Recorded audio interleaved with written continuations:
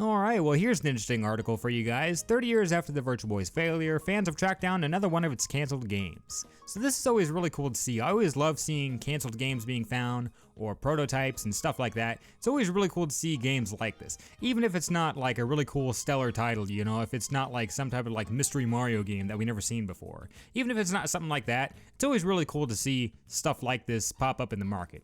So as you probably guessed, this is Virtual League Baseball 2 for the Nintendo Virtual Boy. This is the sequel to the release game Virtual League Baseball 1 on the Virtual Boy. And the story of it's a little interesting. Seems like it started development right after the first game, and it even had a preview in a Japanese gaming magazine and an ESRB rating and stuff and all that kind of stuff. But with the Virtual Boy, you know, being canceled and stuff, a lot of games just never saw the light of day. And the story of it, how it was attained, is there's not too much info on it, but the little info that is on here comes from someone on Reddit who, at their job, the customer had this game, and I don't know what kind of job they do, but they found that their customer had the game and he was able to play it. And then a little while later on the Virtual Boy Planet, this is the site for ROMs and stuff like that for the Virtual Boy and homebrew and stuff. They said that they have acquired the ROM and they want to release it publicly on September 21st, 2025. And they said that it was not cheap.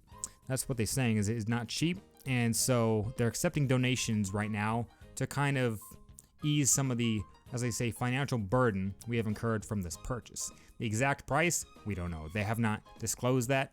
But I'm not against the idea of having the donations open to help for the cost of the ROM. I don't know if they got the actual game, the actual card, or if they were just able to dump the ROM, and that, I don't know the whole details about that. There's very little info on this and everything, but it's still cool to see.